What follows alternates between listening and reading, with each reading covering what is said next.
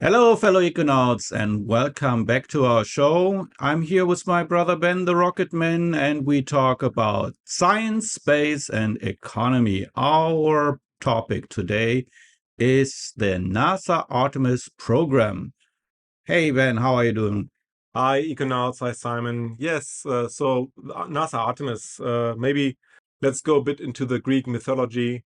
Artemis is the sister goddess of Apollo, and I guess that's a very good hint of what NASA Artemis is. NASA Artemis is the next mission of NASA to go to the moon, and this time they're going to stay. They're going to stay. That sounds very, very interesting. That gets me to my next question. What is the goal of the Artemis program? Similar to what Apollo really was, or at least the Saturn V was designed to go to Mars, and NASA Artemis is really aiming for Mars.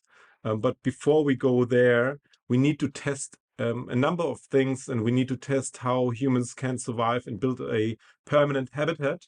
And that's why we selected the moon again. And also, we haven't been to the moon for quite a while. And this time, NASA wants to send the first woman and the first person of color to go to the moon. We humans have already sent one rocket which was circumventing the moon once and came back to test the SLS system. And people could, just get their name on a USB stick, and all the names were on one USB stick, and we're flying with that. And the next one will be a manned mission, just also circumventing the moon to test the human systems. And then the one after one will then to land on the moon and to get boots back on the moon. And so you already mentioned that it's basically we want to be able to stay on the moon. That also means that we actually want to try building a spaceport on the moon, Yes. Well, a spaceport. the spaceport, the moon spaceport. Yeah, moon Well, spaceport. the idea is obviously with the ISS, we could try a lot of things now in low gravity, in microgravity Yes. environments, also with human support systems and so on. But the next step is going to the moon so that we actually have a celestial body on which we can build as a permanent base. Um, the moon has the advantage that if something goes wrong, knock on wood, it doesn't, that we could still attempt to rescue the people, because it takes about 3 days to get there, which is quite impossible if something would happen on Mars. Obviously, then, Takes a little longer to it get to takes a Mars. little longer, yeah, exactly. And also the other good thing is we can still test quite a number of things, technologies and so on the lunar surface, and which would be applicable on the Mars surface as well. The other big advantage, having a permanent base on the moon is, and we have mentioned that in the other episodes already, to get from Earth's surface to orbit, you will always expend about 90% of your fuel, regardless how big your rocket is. If you could launch from somewhere else, from let's say the moon, where the gravity is very low, where you have no atmosphere, you save for that one vehicle a lot of fuel, and therefore you have more fuel available, not only to get to where you want to go, but also you have the fuel available for more energy, which you can then use wherever you arrive. And therefore, I guess that's quite important to remember that. And also to come back again. Perhaps also to come back again, if that's the plan. Um, yeah, and so from the lunar surface, if we could also make fuel on the moon, so we don't even have to bring it from Earth to moon all the time, then that would be obviously the game changer. And that is also a big goal of the Artemis mission. So they are trying to land at the South Pole of the moon, where they suspect um, solid water in form of ice, which they can then use to use energy and an electrolyzer to make hydrogen and oxygen out of it, which you can then use as a fuel or energy storage on the lunar surface, or for water to drink. So yeah. I also remember that you mentioned, I think it was the first episode, doesn't really matter which episode it was. Um, but you mentioned helium-3, and I was in the meantime, I was watching a couple other videos about that.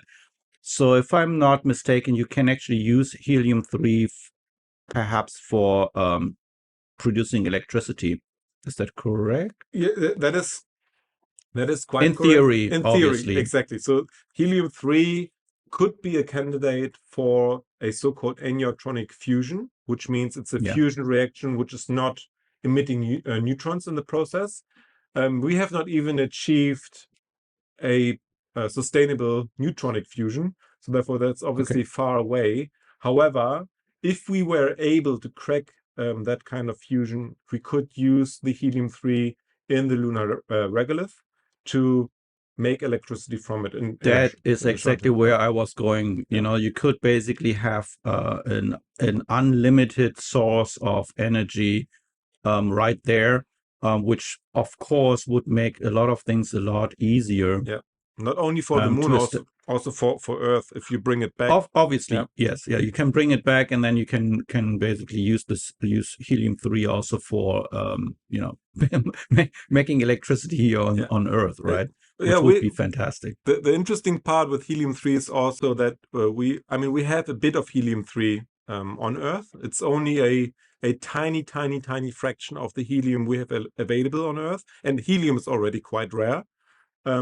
And helium-3, after the September 9/11 incident, all the helium-3 on Earth was used because you make neutron detectors with it, and all ports and airports have been equipped with neutron detectors so that no radioactive material could be smuggled through. So because obviously the fear was quite high that something might be smuggled through the borders and through the ports. So we have to go to the moon to get more. We need more. Yes, we need more. We have not We enough. need Yeah. we have not enough. Also, If you also if to unlock the fusion reaction with it, obviously we would need a huge amount just to do the testing with it, right? Just to get to Absolutely. this point. So in the moment, it's too expensive. But that would mean that we could, in theory, build a fusion reactor on the moon as a test uh, uh, um, reactor, because there is the helium-3 already available. Would Yeah, that make sense? I personally To do think, the testing there and yeah, then bring it back? I think it would make more sense to do the testing on Earth because you could, just get to the moon, collect it, and send a mission back.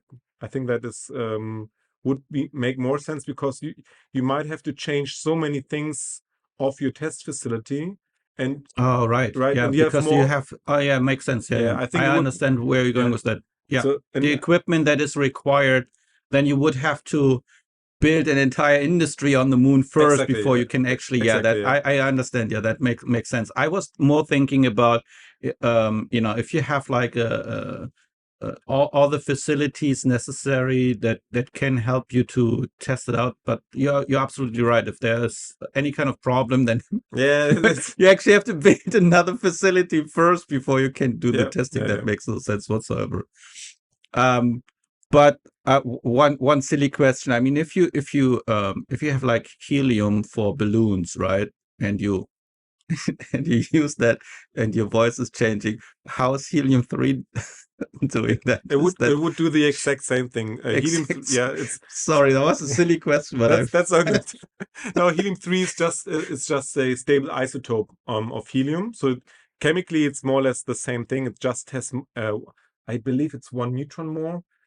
I have to look it up to be fair, but it is, it's just a stable isotope. So yeah, chemically, yeah. it's the same thing. If you would have a whole bag of helium-3 and you inhale it, it would do the same thing with your voice. Yes. I know that was a silly question, but for some reason I That's was like okay. thinking about helium-3. All right. So my last question is, who is involved in the Artemis Yeah. program?